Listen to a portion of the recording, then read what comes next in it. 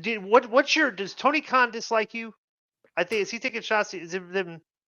I don't think he disliked me, and I don't dislike Tony Khan. I know it's easy to think that I do, and it's easy to run with that narrative. But my channel runs on jokes. I do Right. stand-up comedy. I write jokes. I'm a writer, and every joke needs a target. And I try to go out of my way not to make fun of wrestlers. I mean, sometimes they're begging for it or whatnot. But to come to the point, I respect what you guys do. I have the utmost respect for what wrestlers do in terms of putting their bodies on the line, and I try not to go there. So when I do make a joke, or if I do have some smoke for somebody, or I want to make fun of somebody, I try to punch up. And Tony Khan has made himself a target in terms of how he's run this business, in terms of what he's done, in terms of the lack of leadership from Tony Khan. And a lot of people forget this, but early on in AEW, I was actually kind of painted as a pro AEW guy. I was very close with their publishing company, their publicist, Fleischman Herald. They would give me everybody. I interviewed Kenny Omega. I interviewed Jericho. I interviewed Tony Khan. I interviewed a lot of AEW people, and I was very happy to see their success. But as soon as I started to criticize them, their toxic fan base, I mean, they take it so personally that it's like, oh, you want to make an enemy? Like, if you want, to see some criticism, I'll show you some criticism. And so it's not that I just choose to only criticize AEW. I have, whenever I find someone that needs to be criticized, I'll do it, whether it's WWE or AEW. It's just that their fan base takes themselves so seriously, and they're so bad at taking that type of criticism that, I mean, you guys see it. It really, you find people to sympathize with you whenever you have something to say about AEW. Let me ask you this, because this was a story recently, and I'm not sure the details about it, but it's kind of weird. Tony Khan has been on this thing talking about how WWE PR is sending false stories out there. Okay, and they had the one about the bots, the overnight, some ridiculous, something innocuous. The ratings. It was as irrelevant as the overnight collision numbers. Yes. And the story was that they reported WWE PR intentionally put that out there. What went on with that? Were you involved in any of that? What was going on? Okay, I have access. What is WWE? No, but first, just real quick, what is quote unquote WWE PR? What that? I don't like. Well, they have to have a PR department. WWE does have a PR department. They're calling out specifically one person doing this, but they're not naming names. Is what I'm saying. Okay, so they're saying somebody's doing this. So go ahead. Well, I mean, the thing is, these numbers that Tony Khan is referring to are much easier to get access to on weekends. I guess what he thinks is that when they do bad ratings, or if they're going to do a bad number, then all of a sudden the overnight numbers come out and they get leaked. And then, they are lower than what AEW would do in the final numbers. Okay. So Tony Khan is losing his mind over what's called the fast national rating. These are numbers that come out on the weekend, and they're kind of like an estimate. Everybody knows that they're an estimate, and sometimes they're a little lower. More times than not, they're a little lower than what the final number is, but sometimes they're a little higher. There's been plenty of times where the fast national overnight number is higher when they come out over the weekend, and then the final number is lower than that. And that never gets reported in terms of Tony Khan's side. But he's complaining because these numbers come out and they're just slightly lower. There was one time when they were way lower because of some fluke that happened, but typically this information is very useful because it will tell people a little early what the numbers did. So let's say Collision did 300,000 viewers. That's their final number, okay? But the overnights come out the day before and they're 270,000. Okay, that's what Tony Khan's problem is that 30,000 difference. Hey, we really did 30,000 better, but it's if you have a good product, you're not going to have to worry about that. All you have to do is worry about putting on a good product, putting on good matches, putting on good storylines, and you're not going to have to worry about this futile 7% dip. The fast national and overnight numbers are not the reason that AEW is struggling right now. Me explaining this, I'm sure a lot of people are getting lost. I don't know about this problem. I don't care about this problem. This is an internet wrestling controversy that the biggest nerds and supporters of AEW get mad at because they have nothing else to do because nobody wants to date them. So they get mad at these false numbers and what kind of narrative numbers are being put out. But it's just an excuse among many excuses that Tony Khan is making for why his company is under attack. Let me ask you this. There was an article that came out. This was very interesting to me. And as a Forbes guy, do you study the numbers each week? Like, okay, all right. So you studied the numbers. This to me was the most interesting piece of data that we had in the past, like the past recent memory, was that Variety article that came out a couple years ago where they were talking to people that quit watching wrestling. Mm-hmm. Like that data group, and like remember that article, and it was very telling about the reasons why people were not watching wrestling more. It was like 25% agreed the matches weren't good, 30% agreed the character. Like there was just this very good chart of the people you actually want to talk to, of why aren't you watching the show anymore. You know what I'm saying? Because like we just studied the numbers of people that watch the show, and like I think it's hysterical that Dave, who by his own admission has come on this show, and I said, Dave, you what? Like, have you ever like not watched the show because it was bad? You know, like I as a viewer of professional wrestling, when the show gets bad, I've stopped watching. You know, so I have a reference point of like when wrestling's gotten bad enough for me, I do what the other people like me do. We stop watching it for a while, right?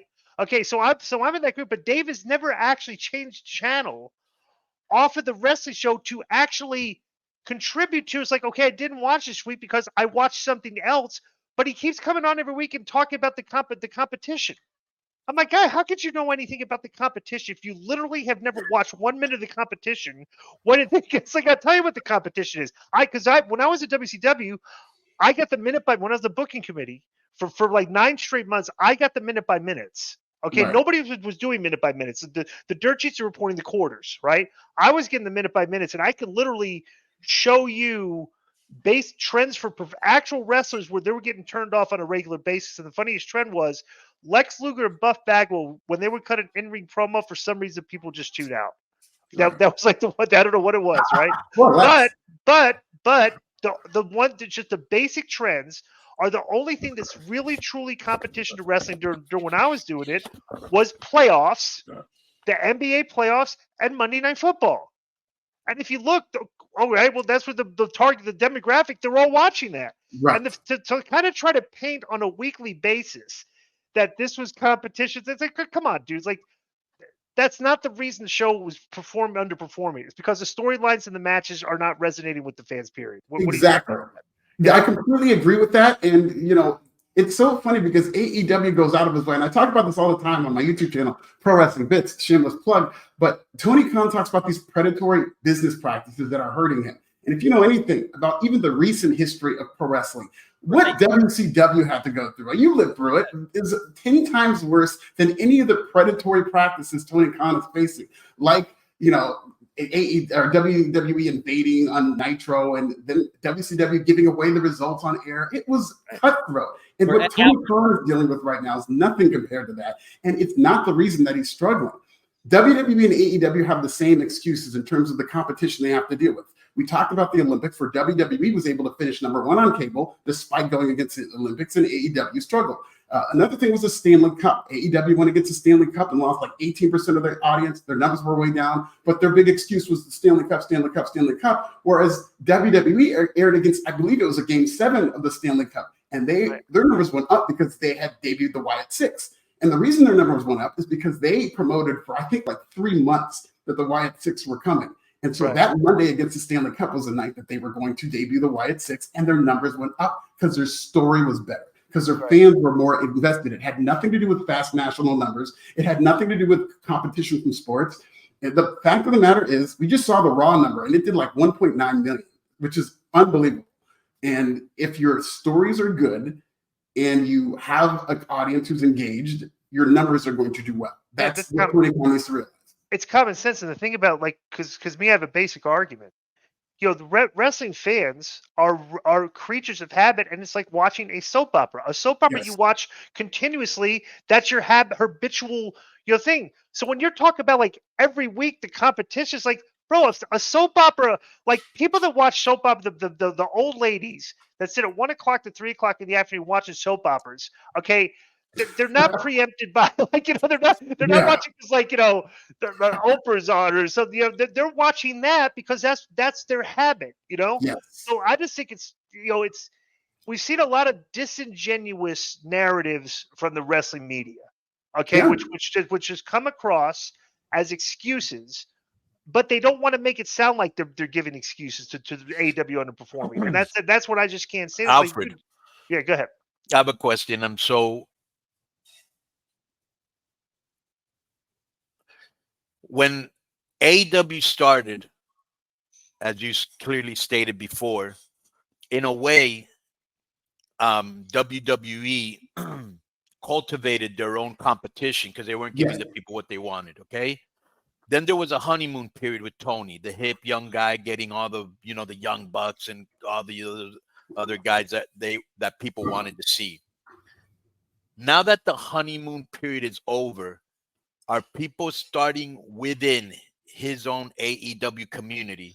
There's always going to be the hardcores of the hardcores, or as he calls them, the sickos. I'm not even sure what that means. Do you? I don't want to know what it means.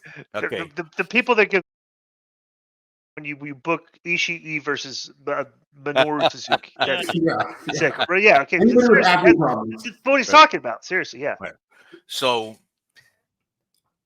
do you think the people that were following him at the beginning, the act has gotten old and they want more, or are they still with him ride or die no matter what? What is your feeling on that?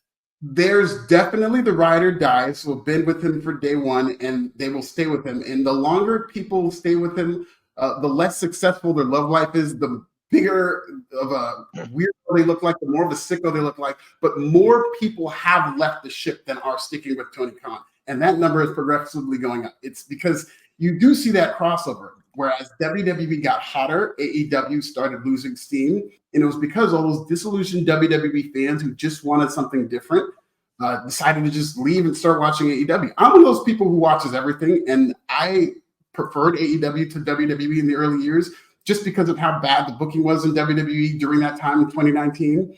But as WWE got better, even though I did stay with both companies, I definitely noticed that a lot of the people who I would talk to, the numbers in terms of the ratings that you would definitely see a shift of people where it's like, okay, I'm with this Bloodline story is amazing. Sami Zayn's amazing. Cody Rhodes is great. The Rock is back. WrestleMania 40 is lit. And then AEW, on the other hand, it's like, okay, they have great matches, but what else do they have? They don't have anything else. It's just a type of style that'll cater to that hardcore sicko audience, which eventually I think it's going to be very low. I will tell you this. There was that June 19th show, the Juneteenth show, where they... Yeah, that was a weird... That was an outlier. Yeah. It was an outlier, but the thing that told me is that they blamed... it was funny because it's Juneteenth, and they blamed everything black. They said, no, it's Juneteenth's fault because people were out for Juneteenth. No, it's Kendrick's fault because he had a concert that day. No, it's Black Panther's fault because that was a lead-in. And that was a big one they went with, is it was Black Panther's fault, which it was because...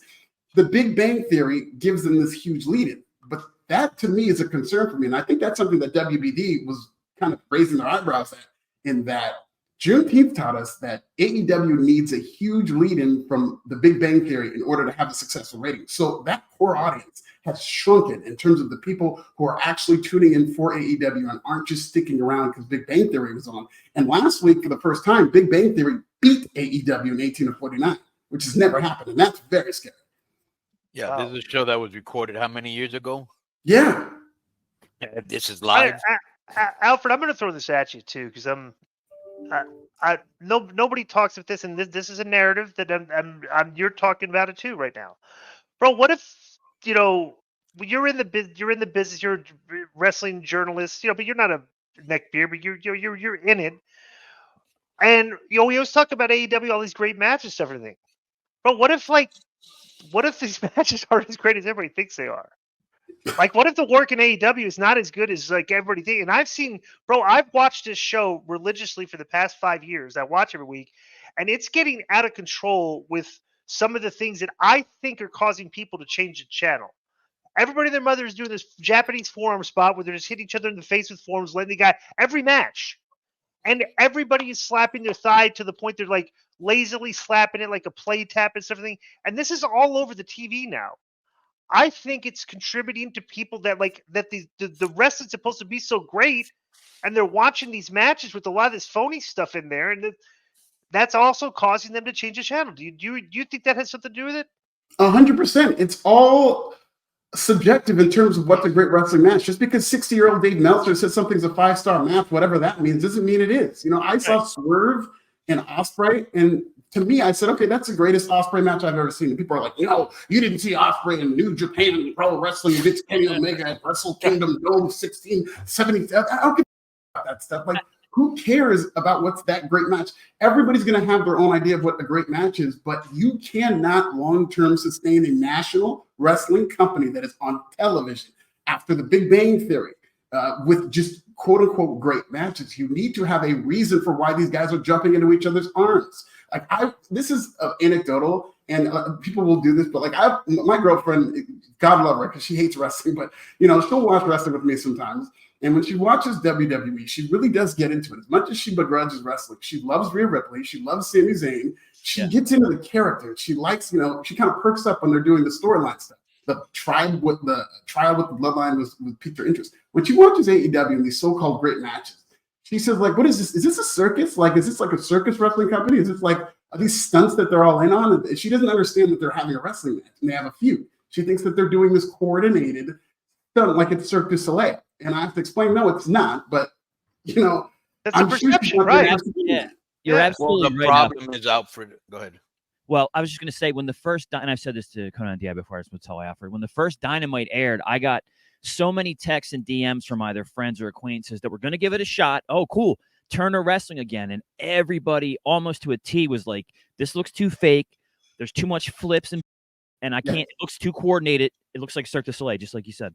Yeah. Yes. Well, the problem is, and me and Disco, we've caught heat for this, for saying it for 5 years, all the things they've done wrong, and now how funny that we were right. So I think one of the problems is, Alfred, nothing that you don't know, is they got all these indie guys that weren't trained, because in WWE, they put them in their system, they're seasoned, they bring them from Mexico, and if they're not ready, they put them in NXT before they even get on the main roster. And it's like, hey, this guy that's been in for 2 or 3 years who had a buzz on the internet, let's put him on TV. Let's put this guy on TV. And they have all these bad habits, slapping the thighs, blading him. Even some of the veterans, as we've seen, blading in front of the camera person catching it and not cutting away. Yeah. You know what I'm saying? It just looks like indie wrestling with good production. Right. Yeah. Yes, exactly. And that's something that AEW, and they hired a WWE guy, Michael Mansouri, and I thought that was going to go away, but I haven't noticed like significant changes with those types of productions. Let me tell you why. How about Peppermint Patty? What's her name? Oh, Peppermint, Jem Peppermint. Oh yeah, she's a writer. She's Mercedes' writer. Right. Yeah. Peppermint Patty, you said? Yeah, we get names wrong all the time. Yo, what's up? I just want to thank you guys for watching this clip. Don't forget to hit the like button, leave a comment, and subscribe. And join our YouTube membership for hours and hours of exclusive, unedited, uncensored content. And being a member will help you get involved in our upcoming live streams. Thank you for your support. Thank you for riding with us. I know you got a lot of other podcast choices, be it wrestling or other ones. And thank you for picking us. Boom.